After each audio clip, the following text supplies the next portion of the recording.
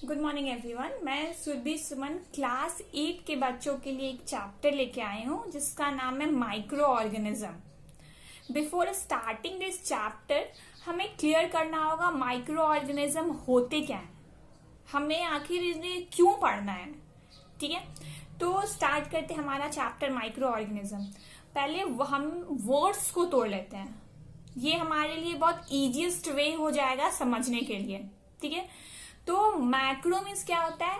बड़ा, MA। ठीक है, मैक्रो मीन्स बड़ा, MI माइक्रो मीन्स छोटा। ठीक है, तो मैक्रो मीन्स क्या होता है? बड़ा। माइक्रो मीन्स क्या होता है? छोटा। माइक्रो ऑर्गेनिज्म, माइक्रो मीन्स तो समझ में आ गया, छोटा। अब ऑर्गेनिज्म मीन्स क्या होता है? Living beings. तो अब दोनों को कोरिलेट करो तो क्या होगा? Small living beings. तो इस चैप्टर में हमें स्मॉल लिविंग बींग्स के बारे में पढ़ना है। ठीक है, इतना तो क्लियर हो गया। ठीक है, अब ये कहाँ पाए जाते हैं, ये आखिर हमारे लिए बेनिफिशियल है या हमारे लिए हार्मफुल है, ये सारे चीज को हमें इस चैप्टर में देखना होगा। ठीक है, तो स्टार्ट करते हैं हमारा चैप्टर।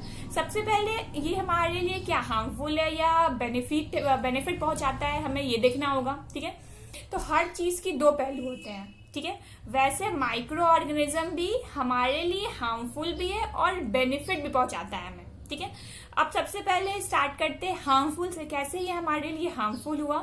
तो अभी देखो कोरोना वायरस का इफेक्ट चल रहा है, सारे लोग देख ही रहे हो। तो क्या ये हमारे लिए बेनिफिट है? क्या हमें इससे कुछ फायदा हो रहा है? सोचो, क्या फायदा हो रहा है? कुछ भी नहीं। जहां तक हो रहा है ये हमें नुकसान पहुंचा रहे हैं। ठीक है, तो क्या हो गया? ये हमारे लिए हार्मफुल साबित हो रहा है। अब बेनिफिट की बात नहीं, एक दो और एग्जांपल ले सकते हैं हम लोग हार्मफुल में।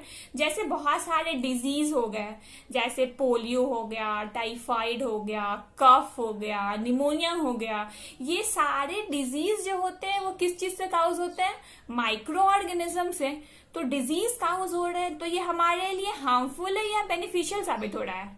सोचो, ऑब्वियसली बात है, हमें डिजीज हो रहा है, इट मीन्स ये हमारे लिए हार्मफुल है। ठीक है, तो हार्मफुल के इतने सारे एग्जांपल्स हम लोगों ने देख लिए। ठीक है, अब बात करते हैं थोड़े बेनिफिट्स के बारे में भी, आखिरकार इसके बेनिफिट्स क्या क्या हैं। तो बेनिफिट्स के बारे में बात करते हैं। सारे लोग दूध से दही बनते हुए देखे हो। ठीक है, तो जब दूध से दही बनता है तो उसमें भी माइक्रो ऑर्गेनिज्म अपना बहुत ही इंपॉर्टेंट रोल प्ले करता है। ठीक है, और उस माइक्रो ऑर्गेनिज्म कौन से होते हैं? बैक्टीरिया। ठीक है, अब जैसे डोसा बनता है, इडली बनता है, इस सारे चीज के फर्मेंटेशन के लिए भी माइक्रो ऑर्गेनिज्म बहुत ही इंपॉर्टेंट रोल प्ले करते हैं। बियर बनता है, इसमें भी माइक्रो ऑर्गेनिज्म जो होते हैं वो यूजफुल होते हैं। ठीक है, तो ये सारी चीजें, केक खाते हो आप लोग, बर्थडे केक, उसमें भी माइक्रो ऑर्गेनिज्म का यूज होता है। तो ये सारे चीज क्या हो रहे हैं? हमें हार्म पहुंचा रहे हैं क्या? गलत हो रहा है क्या? दूध से दही नहीं खाना चाहिए, ये हमारे लिए हार्मफुल है क्या? नहीं, ये हमारे लिए बेनिफिट साबित हो रहा है। तो क्या यहाँ पे माइक्रो ऑर्गेनिज्म अपना क्या रोल प्ले कर रहा है? हार्मफुल है या बेनिफिट है? बेनिफिट है ये हमारे लिए। तो एक साइड क्या हुआ? ये हमें नुकसान पहुंचाया, और दूसरे साइड क्या हुआ? ये हमें फायदा दिया। ठीक है, तो माइक्रो ऑर्गेनिज्म के दोनों साइड हो गए, हार्मफुल भी होगा और बेनिफिट भी होगा। ठीक है, इतना तो समझ में आ गया। अब उसके बाद ये पाए कहाँ जाते हैं, ये भी तो सोचना है ना कि आखिरकार ये रहते कहाँ हैं। ठीक है, तो माइक्रो ऑर्गेनिज्म जो होता है, सिंपलेस्ट वे में अगर कोई आपसे पूछे कि माइक्रो ऑर्गेनिज्म प्रेजेंट कहाँ होते हैं, तो माइक्रो ऑर्गेनिज्म जो होते हैं प्रेजेंट एवरीवेयर अराउंड अस। एक सिंपल सा स्टेटमेंट अगर किसी को बोल के बस निकलना है ना, तो यही बोलना है, micro organism present everywhere around us. ठीक है, अब कोई बोला चलो इसका थोड़ा सा और ब्रीफली बताओ हमें, तो माइक्रो ऑर्गेनिज्म जो होते हैं वो deep inside the earth, deep inside the ocean, soils में, रॉक्स में, सारे जगह, प्लांट्स में, एनिमल्स में, सारे जगह माइक्रो ऑर्गेनिज्म पाए जाते हैं। इसलिए हम लोग इसको बोले प्रेजेंट एवरीवेयर अराउंड अस, ठीक है, जहां पे दूसरी लाइफ एग्जिस्ट नहीं कर सकती है। क्या डीप इनसाइड द ओशियन हम लोग रह सकते हैं? क्या नहीं रह सकते हैं, but micro organism can survive there. वहां पे माइक्रो ऑर्गेनिज्म रह सकते हैं। सोयल में एक मुट्ठी अगर सोयल ले लो, उसमें भी बहुत माइक्रो ऑर्गेनिज्म प्रेजेंट है। तो वो क्या कर रहे हैं? हमारे क्रॉप्स को, हमारे सोयल को फर्टिलिटी प्रोवाइड कर रहे हैं। तो क्या वहां पे भी ये हार्मफुल हुए? नहीं, वहां पे ये बेनिफिट साबित हुए।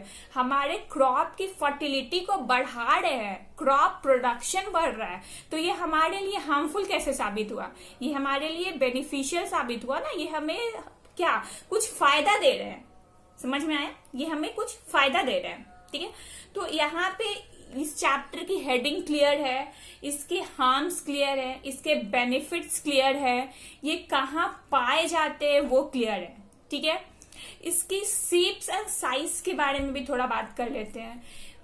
माइक्रो ऑर्गेनिज्म के varieties of shapes and size present होते हैं, जैसे रॉड शेप, बैसिलस, बहुत सारे इसके शेप्स प्रेजेंट है यहाँ पे, ठीक है।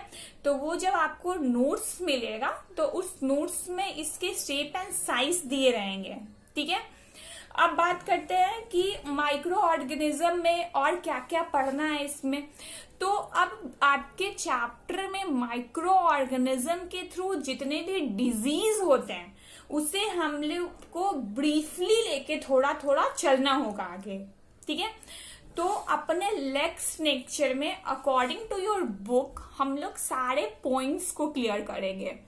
ये लेक्चर बस हम बताना था आप लोग को, ये चैप्टर जो है ये इतना इंटरेस्टिंग है, इसे पढ़ने में ना अपने डेली लाइफ के एग्जाम्पल से कोरिलेट करके पढ़ लोगे ना, इतना मजा आएगा इस चैप्टर को पढ़ने में ना कि दूसरे चैप्टर्स लगेंगे ना, नहीं सबसे पहले यही चैप्टर पढ़ लेते हैं। इसलिए मुझे लगा कि इस चैप्टर का इंट्रोडक्शन देना आप लोग को बहुत इंपॉर्टेंट है।